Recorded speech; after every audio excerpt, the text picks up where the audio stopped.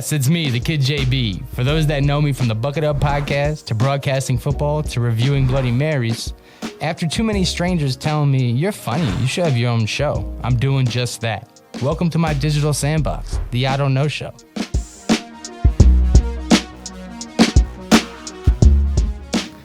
Yes, we're back. New episode of the I Don't Know Show. I'm your host, Uncle Jesse Burke, JB, the Kid JB, the Bloody Mary bro, and so on. For those that know me, I've opened up about my anxieties, specifically driving, sometimes grocery store anxiety, but most specifically, flying. I have a fear of flying. It's nothing new. Been talking about it for years. Plot twist, I go on planes a lot. I'm from New York. I'm rooted in New York in the sense that my whole family's back there, so I got to go on planes. I got to face my fears. A lot of my fears are irrational. So to debunk these irrationalities, I have an expert in the space, you know what I'm saying? A growing expert, because that's how we do. We bring it from the bottom up. Super excited to bring him on. Pilot in the making. Pilot, if you will. I don't know. We're going to find out. My man James Toronto in the building. Welcome to the show, bro. Thanks, man. Appreciate it. So, yeah, man, those that know me, they've been following me for years. I'm afraid to fly. It's irrational. I bring it up every time I go on a flight. I make jokes. I project my fears onto others just to create this space of, like, everything's going to be okay, to get me to that point of when I land. I create some space on when the next time I got to get on a flight again, and then the pattern continues. So I wanted to bring you on, man, and talk about some things that I go through and maybe some things that others you've heard go through, and, you know, kind of learn about the story of your, you know, past and then the present. So simply put, man, who are you? And then we'll get to what you're doing. My name's James Toronto. I'm a student pilot right now. Currently, I have my private pilot's license just recently, actually. Been flying since September, but I've had, you know, an interest in aviation my whole life. So just finally went with it, and now I'm in it. So talking to, I had a physical therapist on last week, and he was talking about it's a 6-year process. Getting into pilotry. What's the term? Like aviation. Aviation. What's the timetable and the path and the, you know, saying the black belts or whatever you guys do? So usually it takes, I mean, to go start to finish, and it depends where you go, but in a pilot school or you know, when you're in training, it usually takes about a year to complete all your ratings. It's a long process, a lot of money. And then once you're done with school, usually people become flight instructors. So at the end of my training, I'll become a flight instructor, and I'll start teaching people what I just went through, basically. And that's the best way for people to build hours and make some money. To get in the airlines, you need about 1,500 hours to get into it. Solo flights? Or just 1,500 hours total of flying. Doesn't seem like a lot, but while you're in school, you're not flying, or while you're working, you're not flying every day for 8 hours. It's maybe a couple of days a week, 3 hours a flight. So, you know, usually people average around 50 hours a week working, or 50 hours a month working. So it takes some time to build up, for sure. A little over 10 a week, I guess. Yeah. So is there a distance too? Like you can only go so far when you're in training, or I guess in No, I mean, school? I've flown all the way down to Tucson, Arizona. I'm going to fly up to Prescott in a couple days, just do some training up there. But we can go wherever, basically, as long as we can. So yeah, do you have access to, I guess, getting into the weeds, but like ground control, do you have access to certain level ground controls, or like can you communicate with, you know, if you fly over another state, like you have communicate? That's always been beyond me, you know what I'm saying? Yeah, so the biggest one it's called Albuquerque Center, and they cover Arizona and like all the way down to like Texas, half of Texas, something like that. And then once you go to California, it's something different. But yeah, so I can, you know, I just change the frequency when I'm told to, and I'm talking to whoever the controller is, and they tell me what I'm doing, or give me updates of planes around me. So, I gotcha. So obviously as a kid, you've been on a couple flights. You had your, I'd say your passenger experience. So where was your transition moment that you wanted to get into flying planes, or I call it a hero origin story, if you will? Yeah, well, like I've always been interested in it. My uncle flew helicopters for 30 plus years for the Channel 3 news station in Arizona. So I've always been around it, and but never knew how to get into it per se. I didn't think it was really possible. So, and then I met one of my friends, Dwight, and he was bringing it up to me last year and just feeding it into my head more, and like that I can do it, and this is how to get into it, and that literally anyone can do it if you want to. So, and then I just started doing my own research and just fell in love with it even more, and then yeah, now I'm stuck. So is the goal to become a commercial pilot, private pilot? What's the goal with that? So after my training, I want to flight instruct for a little bit, but I don't want to do that the whole time. Up until 1,500 hours, I want to start flying private jets, business, and I want to do that for a little bit, and then transition into commercial planes, airlines. So that's the goal. So okay, cool. Getting into some of the nitty gritty, bro. Like I was saying, I'm from New York. I fly home. Luckily, because the tailwinds or whatever, it's a 4-hour flight to New York, but coming back, it's around 6 hours. So it's testing the waters in the sense that, I get anxious. If I could fly, shouts to the Drunken Tomato Bloody Mary Awards. They had me out in Cali. That was like a 40-minute flight. Yeah. I could do that. You know what I'm saying? I'm with that. But some of the, to translate to the driving anxieties I have and some of the reliefs is at the end of the day, I can pull over, right? When I'm feeling it and I don't want to be on the road no more, I can pop into a parking lot and kind of cool off.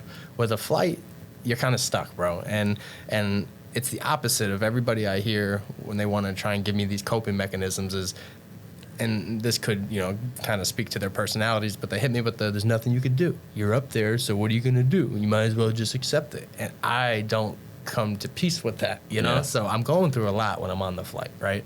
And it comes to, I think, humans fear what we don't know. And I genuinely don't know how a plane works. I don't know how to operate one. So while I'm in it, I'm thinking all these things that could be, because you can make anything possible in your head, right? Yeah.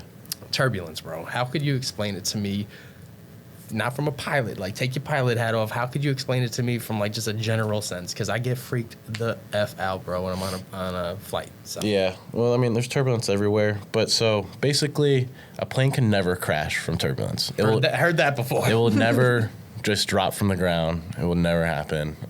So planes are supposed to fly, and while you're flying, the jets are pushing everything below. All the air is coming below. That's how you create lift.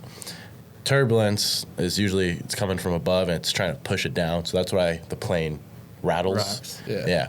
So different winds too, might go side to side. But like the worst thing that could happen, it probably will drop a couple 1,000 feet if it's really, really bad. Which is bad. It sounds bad.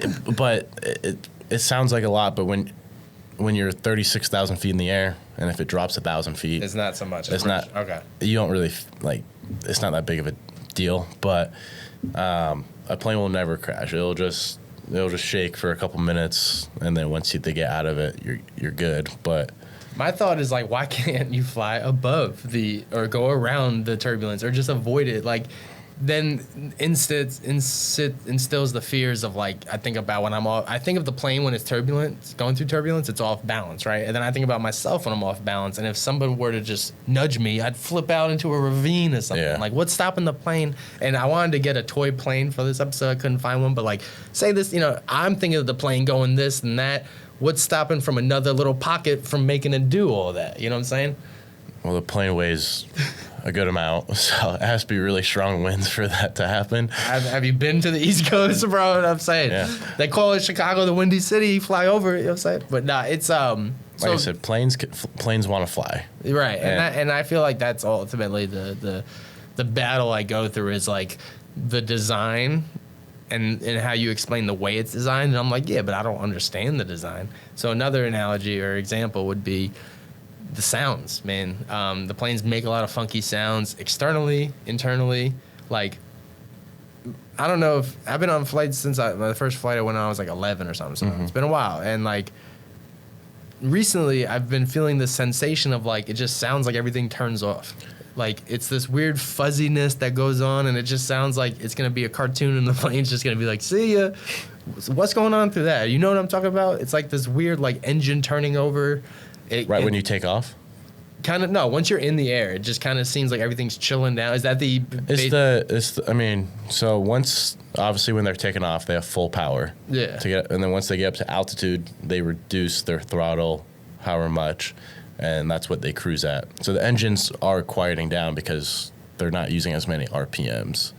And then I guess my thing is like the off balance thing, like how you talked about it creates the lift, and then is it because it's going at such a high speed now that it doesn't need as much of the force to get it up there? Yeah. So how do I explain this? So, well, I'm trying to dumb it down, but please, please do. So, you know, a plane has high and low pressure is what we call it, and when all that air is turning, it'll.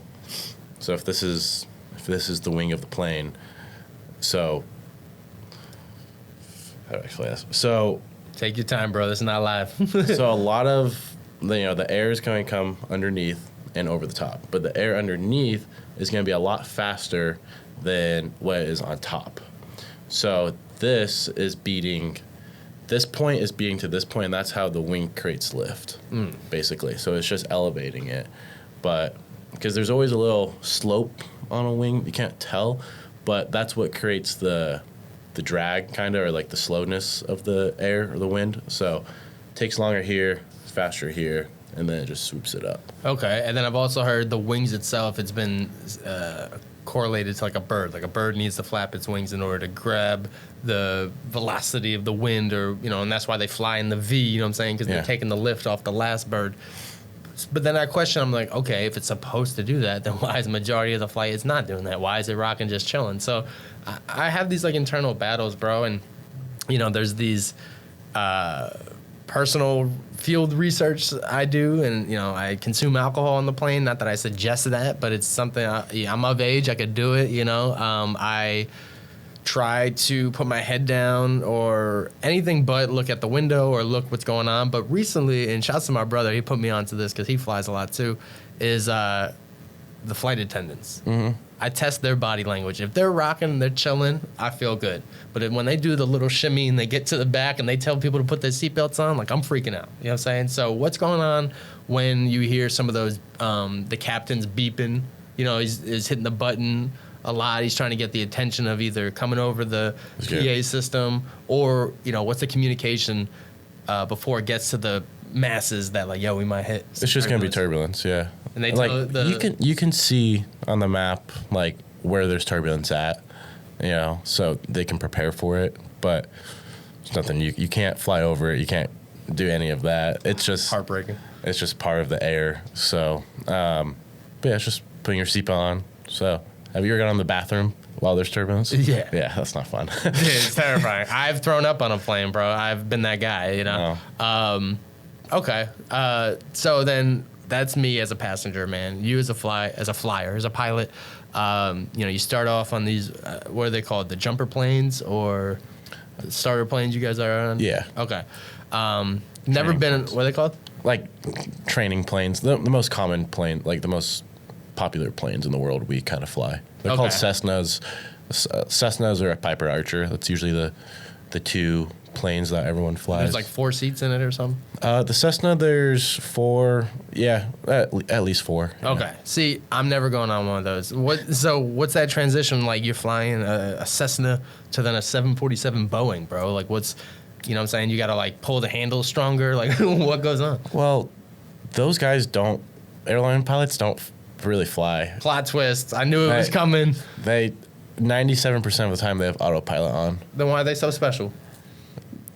Can you land a plane?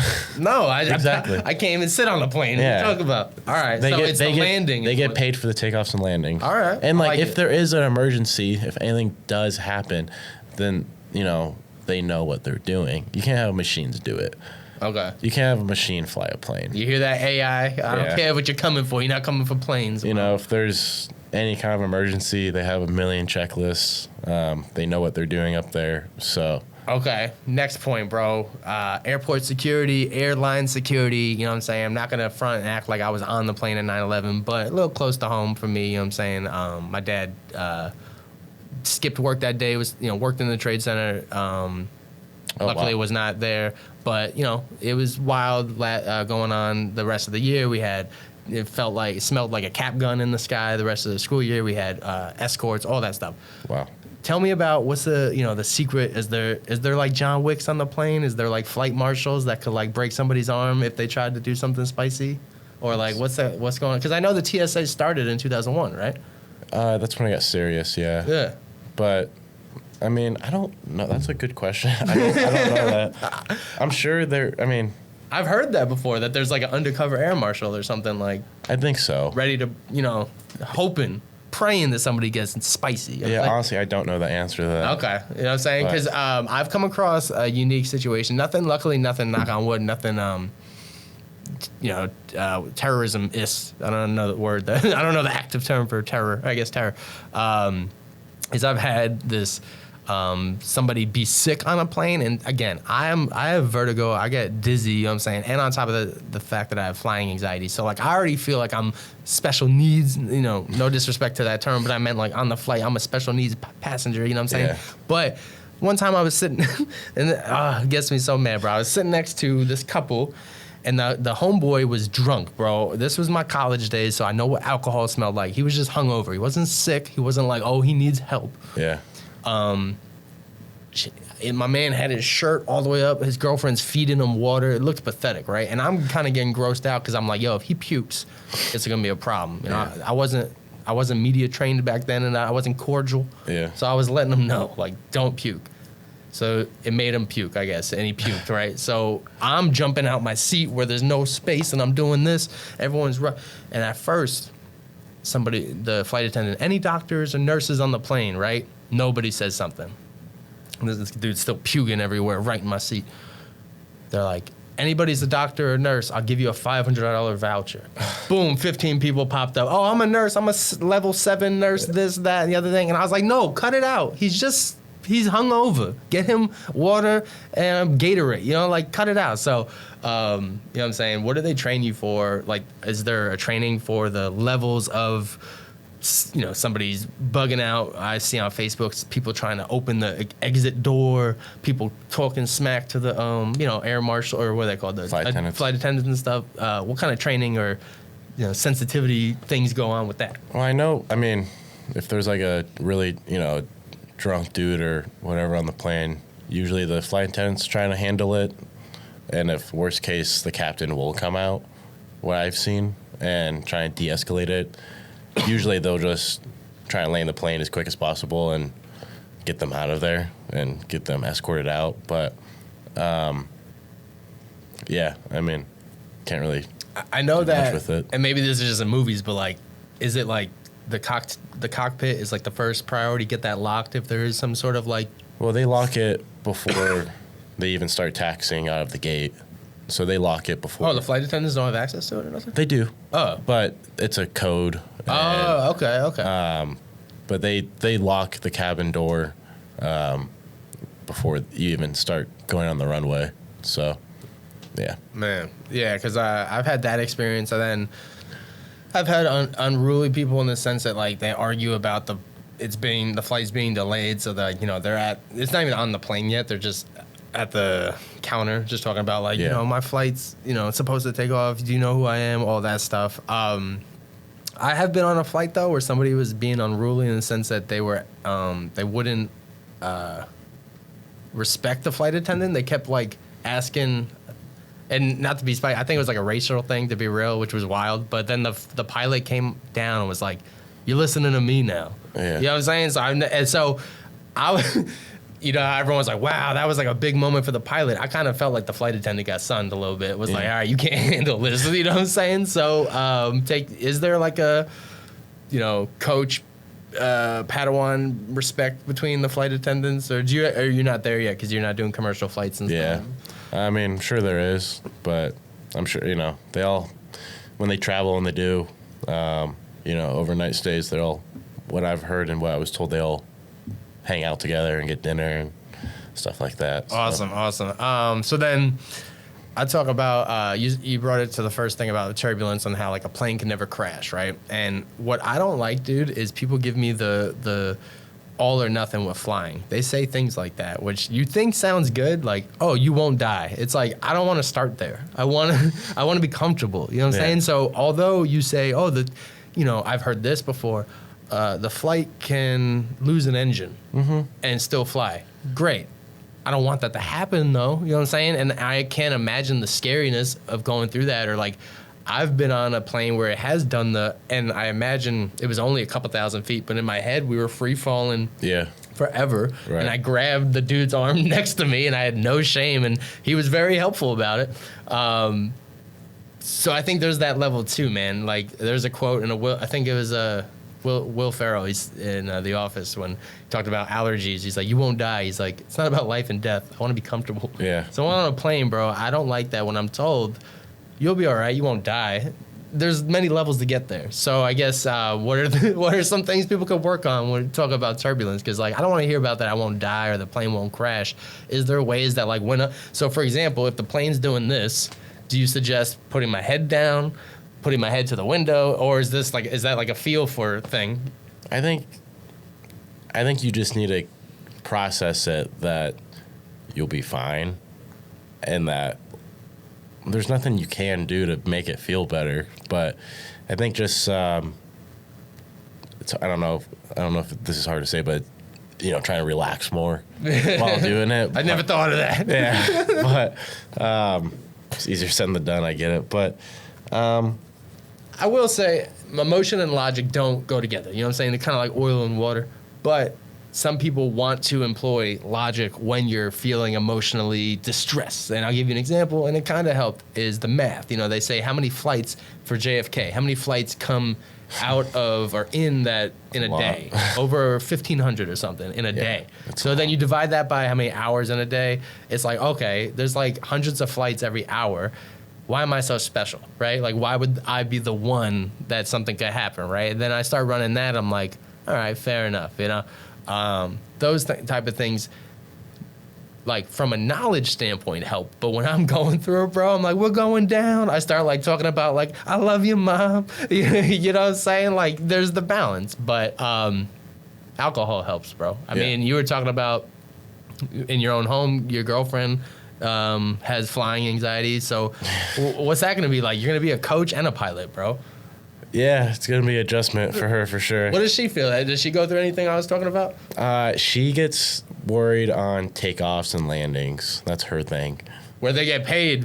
So, you know what I'm saying? She's worried about their money, bro. So, yeah, I've never seen it happen yet, but she just flew last week to Cancun, but she told me that she was freaking out. And that's like an hour flight, right? Cancun?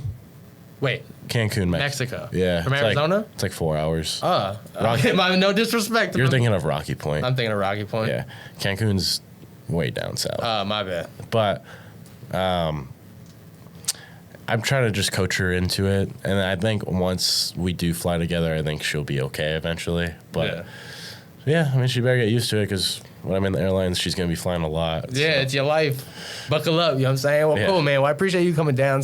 I think you touched on it earlier about the short-term goals of being a pilot, man. So long-term goals, bro. Like, you're into photography, you're into, creativity, you're into, performance, and you play football, you're into, showing out. So do you see yourself possibly being like a public speaker about, teaching pilot aviation, or do you simply just want to be in the mix and be a pilot, bro? I don't think I'll be a good teacher. I think you would be, bro. Nah, I don't know. I don't like teaching, so that's why I want to do it as short as possible. But I just want to get to my goal into the airlines and, provide a good life. Is there any airlines you want to? Delta's my favorite, bro. It used to be JetBlue, but Delta or used to be JetBlue, not no more. American Airlines, because they just bumped up their pay. Okay. Yeah. That means the tickets are more expensive. We're not rocking with them, G. But Yeah, so they make good money in those companies. So If you don't mind me asking, how much does a pilot usually make? starting off, Taking off. Yeah. starting off about like $100K, like first year, I like that. and then once you're 12 years in as a captain for American, I know they're making over $500K. Damn, just to take off and land. So $250 to take off, $250 to land, bro. That's fire. Well, that's cool, bro. Financially, I don't know when I'm gonna go on my next flight. I'm trying to go home to New York for my niece's. I was gonna say niece's wedding, for her 4th birthday, and I don't know, bro. It's expensive. So it was gonna be towards May, but now it's probably gonna be the end of the summer. So I'll take some of your advice, bro. I'll try to relax. Gonna take some of my own advice. Bloody Mary shots on the plane. You know what I'm saying? Get nice tomato sauced up. But just kind of remember that I'll be all right. I will say, little field studies I found. Back of the plane, way more turbulence. I like to be front of the plane, far away from the wing, or sometimes on the wing where the wing absorbs the turbulence, I heard. Yeah. Okay. Front of the plane's quieter, though. I got some rules, bro, and hear me. This is more of a social thing. I don't like when people wear shorts on the plane. I think it's kind of tacky. No tuna sandwiches. Smells up the plane. If you're going to listen to something, you got to have your headphones in. Well, yeah. You'd be surprised how many people do not have that courtesy. Babies, leave them at home. Right? Yeah. Dogs, depending on the size. Yeah. I'm cool with it. But other than that, no, seriously, bro, I do appreciate you coming on. I do wish you the best of luck. I'm all for the homies, taking a path in life that they're passionate about and something that is close to your home with, like you're saying, your uncle worked for the news station and, you got the helicopter experience and then you got the passion and then, you know what I'm saying, you taking it seriously, which is all I'm all about. You know what I'm saying? It's not something that was forced upon you or something that you drag or dread or anything. So appreciate you taking the time for me, man. My man said he's on call with school, so he's like seriously taking time with me. Is there anything else, you got in the short term that's going to be, besides school? Do you have any, is there ever side missions? You know what I'm saying? Somebody with a private plane can hit you and you could do private training. You have to be rated in that plane, so you need training in that plane to fly in it, especially those big planes. But once I want to get to private jets and stuff, then you just get hired on to whatever and you just fly whoever. But yeah, cool, man. Well, I appreciate you coming on, dude. You said you do photography and you're into aviation. Is there social media people can find you, follow your art, or anything like that? Well, Instagram is James_Toronto. It's like Canada, but with A's, 81. Boom. Well, appreciate that, man. Appreciate the buckets, my audience, for getting to find out about my fears of flying and some ways I could face my fears of flying. I'm the homie that just brings on the experts because I don't know these topics, but the experts do. Catch me every week, next week, as I continue to chop it up with experts to, expand some of the ideas that I have in my head and bring them down to reality. But for episode 7 of the I Don't Know Show, I am the host, JB. Catch you later.